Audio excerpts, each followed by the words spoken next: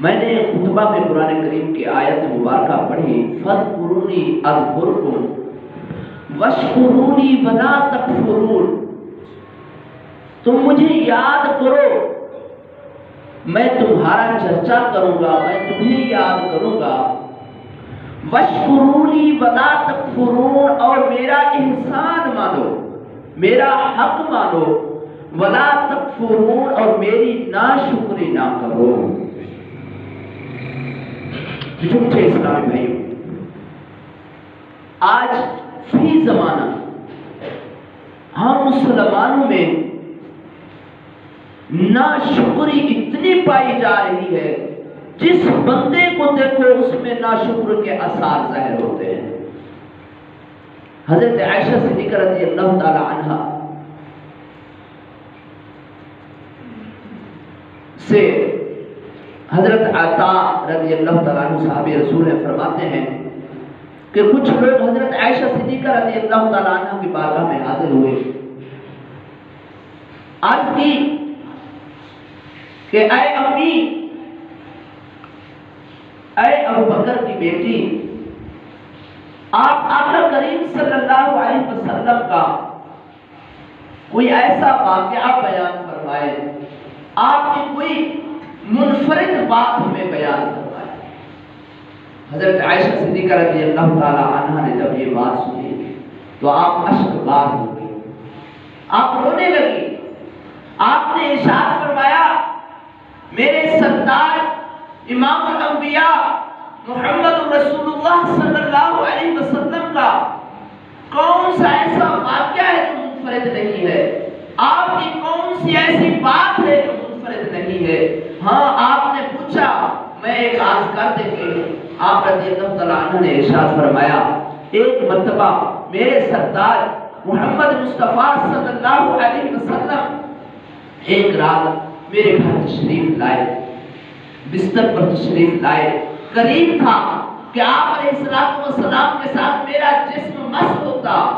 آپ علیہ السلام تشریف فرما ہو گئے، ارشاد فرمانے لگے، اے ابو بکر کی بیٹی، اگر آپ اجازت دیں تو میں کچھ دیر اللہ کی عبادت کرنا چاہتا ہوں، میں نماز پڑھنا چاہتا ہوں۔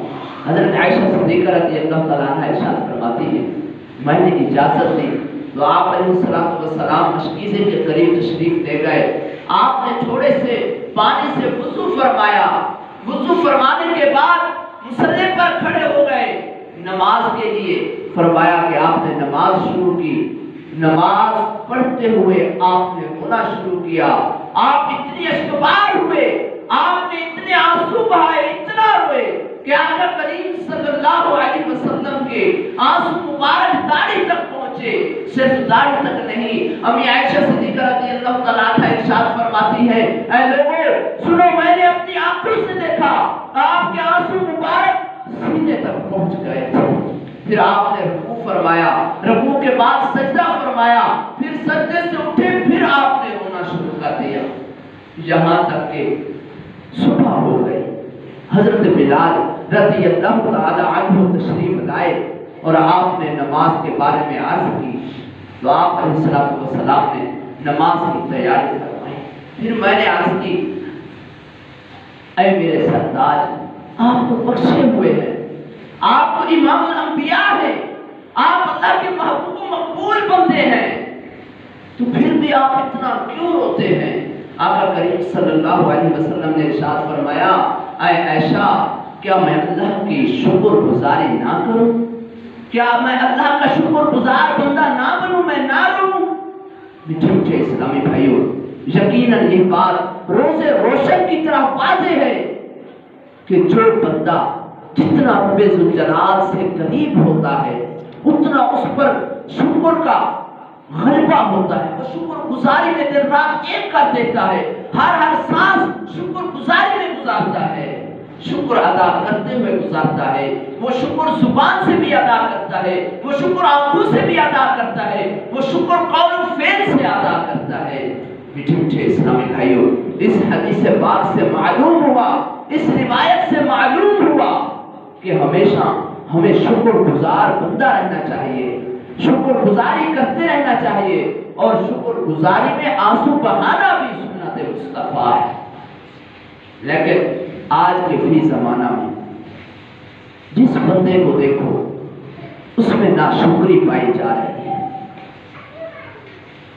شکر گزاری کم ہے، چاہے عام چاہے خاص ہو، جس طبقے سے بھی ہیں، نصیب والے ہیں، وہ اللہ کے محبوب و مقربین بندے ہیں جو شکر گزاری کرنے والے۔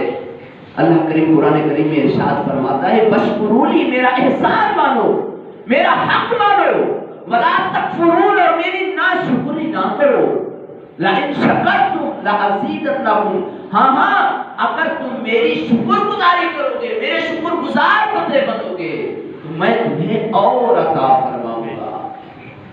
تو میٹھے اسلامی بھائیوں، اسی طرح کا ایک واقعہ شکر گزاری پر، ایک اللہ کے نبی و محبوب بندے، اللہ کے نبی ایک رستے سے گزر رہے ہیں، ایک پتھر سے گزرے کہ چھوٹا سا پتھر ہے مگر اس سے پانی کے چشمے نکل رہے ہیں، پانی بہ رہا ہے۔ آپ علیہ نبینا وعلیہ الصلوۃ والسلام حیران ہوئے، اتنے چھوٹے سے پتھر سے اتنا پانی کیسے نکل رہا ہے؟ آپ تعجب ہوئے تو اللہ نے اس پتھر کو گویائی عطا فرمائی۔ وہ پتھر کہنے لگا یا نبی اللہ، یہ جو آپ پانی دیکھ رہے ہیں، شاید اس پتھر نے کہا کہ میں رو رہا ہوں، یہ میرے رونے کے آنسو ہیں جو آپ کو پانی کی شکل میں نظر آ رہے ہیں۔ اللہ کے محبوب نے پوچھا، اللہ کے نبی نے پوچھا اے پتھر تو کیوں رو رہا ہے؟ وہ پتھر کہنے لگا جب سے یہ آیت مبارکہ میں نے سنی، یا ایھا الذین آمنوا قوا انفسکم واہلیکم، اے ایمان والو اپنے آپ کو اور اپنے اہل خانہ کو، وقودها اہلیکم، یا ایھا الذین آمنوا قوا انفسکم واہلیکم نار وقودها الناس والحجارہ، اس آگ سے بچاؤ جس آگ کا ایندھن انسان اور پتھر ہے۔ فرمایا کہ میں اللہ کے خوف سے رو رہا ہوں، کہیں جہنم کا ایندھن مجھے نہ بنا دیا جائے، کہیں جہنم کا ایندھن بننے کے لیے مجھے نہ ڈال دیا جائے، میں خوف خدا کی وجہ سے رو رہا ہوں۔ میٹھے اسلامی بھائیوں، حیرت، ایک بے جان چیز پتھر جہنم کی آگ سے اتنا ڈر رہا ہے، اتنا خوف خدا کا غلبہ ہے۔ پتھر کی باری تو بعد میں آئی، اس سے پہلے تو انسان کو کہا گیا یا ایھا الذین آمنوا قوا انفسکم واہلیکم نارا، اے ایمان والو اپنے آپ کو اور اپنے اہل خانہ کو آگ سے بچاؤ، وقودها الناس، جس کا ایندھن انسان، والحجارہ، اور پتھر ہو۔ مگر ہم کتنا خوف خدا سے روئے، ہم نے آیت مبارکہ کو شعور رکھنے کے باوجود، نبی مکرم نور مجسم صلی اللہ علیہ وسلم کا کلمہ پڑھنے کے باوجود، جہنم کے عذابات سننے کے باوجود، ہمیں کتنا خوف خدا نصیب ہوا، ہم نے کتنا درس حاصل کیا، ہم نے کتنی اپنی اصلاح کی۔ اس نبی نے اس پتھر کے بارے میں دعا فرمائی، دعا قبول ہوئی کہ اے مالک اس پتھر کو جہنم کا ایندھن نہ بنانا۔ اللہ نے دعا قبول فرمائی، آپ آگے تشریف لے گئے، جب واپسی اسی پتھر سے گزر ہوا تو پھر دیکھا اسی پتھر سے پانی بہ رہا ہے۔ آپ حیران ہوئے، پھر اس پتھر سے پوچھا اے پتھر اب تو کیوں رو رہا ہے؟ میں نے دعا کی، دعا قبول ہوئی، تجھے جہنم کا ایندھن بننے سے بچا دیا گیا، پھر بھی آپ رو رہے ہیں۔ پھر وہ پتھر کہنے لگا پہلے تو میں خوف خدا کی وجہ سے رو رہا تھا، اب میں اللہ کی شکر گزاری میں خوشی و مسرت کے آنسو بہا رہا ہوں۔ مجھے اسلامی بھائی معلوم ہوا خوف خدا کے بھی آنسو ہونے چاہیے، خوف خدا سے بھی رونا چاہیے، اور اللہ کی محبت میں شکر گزاری میں بھی رونا چاہیے۔